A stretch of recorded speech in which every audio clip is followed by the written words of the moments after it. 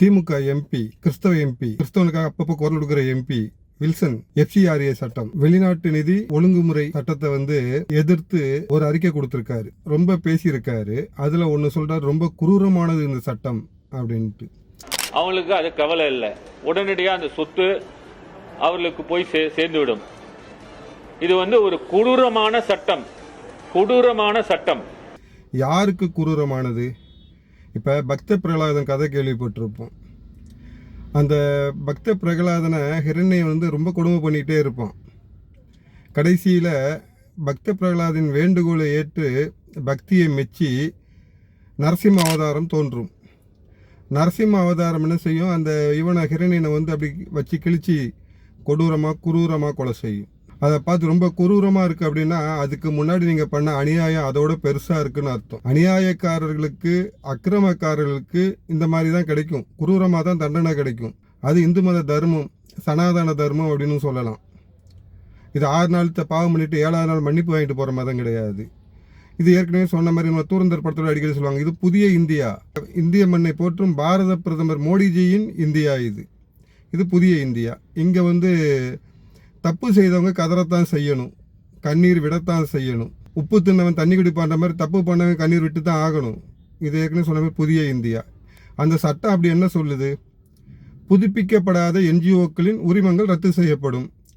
நீ ஆதாரமே எதுவுமே இல்லாமல் ஒரு லெட்டர் பேடை வச்சுட்டு NGO ஒன்று நடத்திக்கிட்டு வெளிநாட்டிலேருந்து பணத்தை வாங்கி இங்கே உள்நாட்டில் குழப்பத்தை உண்டாக்கிட்டு இருந்தால் உன்னை விட்டு வேடிக்கை பார்த்துட்டு இருப்பாங்களா? அந்த மாதிரி NGOக்கள் ரத்து செய்யப்படுங்க. உனக்கு ஏன் வலிக்குது? அந்த மாதிரி பணத்தை வாங்கி எதுவும் பொழப்பு நடத்திட்டு இருக்கியா?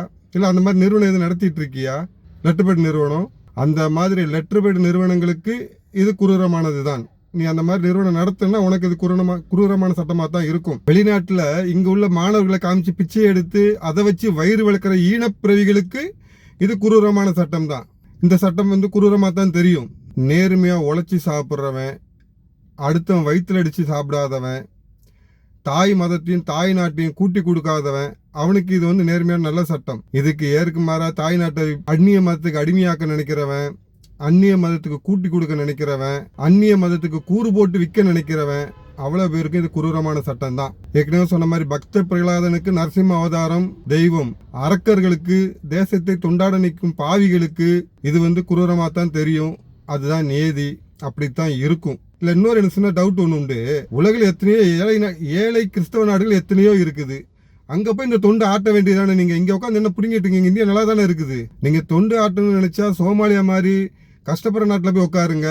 இல்லை தென்னாப்பிரிக்கா நாடுகள், ஆப்பிரிக்கா நாடுகள்லாம் கஷ்டத்தில் உட்காந்து ஒருவேளை சோத்துக்கு ஒருவேளை கஞ்சிக்கு வெளியெல்லாம் உட்காந்துட்டு இருக்காங்க. அங்கே போய் தொண்டு செய்யுங்க போயிட்டு கிறிஸ்தவ நாடுகளுக்கு. இங்கே நல்லா வளமையாக தான் இருக்கும், வலிமையாக தான் இருக்கும். இங்கே உங்களோட தொண்டு யாருக்கும் தேவையில்லை. அந்த அந்நிய தெரேசான்னு ஒருத்தர் இருந்தா பாருங்க, ஆனால் சொல்லுவீங்களே, அந்த அந்நிய தெரேசாவும் இதே தான். மொரார்ஜி தேசாய் மதமாற்ற தடை சட்டம் கொண்டு வரும்போது இதே தான் சொன்னாங்க போயிட்டு, இந்த சட்டம் குரூரமானது, நீ இந்த சட்டத்தை கொண்டு வந்தால் நாங்கள் தொண்டு இது மருத்துவமனையெல்லாம் மூடிட்டு எங்கள் நாட்டுக்கு போயிடுவோம் அப்படின்ட்டு. நீ சேவை பண்ண தானே வந்த, கல்வி சேவை பண்ண, கல்வியை சேவையாக தானே செய்ய வந்த, மருத்துவத்தை சேவையாக தானே பண்ண வந்த. மதமாற்ற தடை சட்டம் கொண்டு வந்து அந்நிய தெரேசாக்கு ஏன் வலிச்சிச்சு, ஏன் எரிஞ்சிச்சு? அன்னைக்கு மொரார்ஜி தேசாய் சட்டத்தை வாபஸ் வாங்கினாரு. ஆனால் இன்னைக்கு இருக்க பிரதமர் வலிமையானவர். நீங்கள் என்ன கதர்னாலும் சரி, அப்படி உலக நாடுகளே காலில் போட்டு மீசி ஏறி நடந்து போயிட்டே இருக்கும்போது நீங்கள்லாம் சின்ன புழு கூட சம்மம் இல்லாதவங்க நீங்கள்லாம்.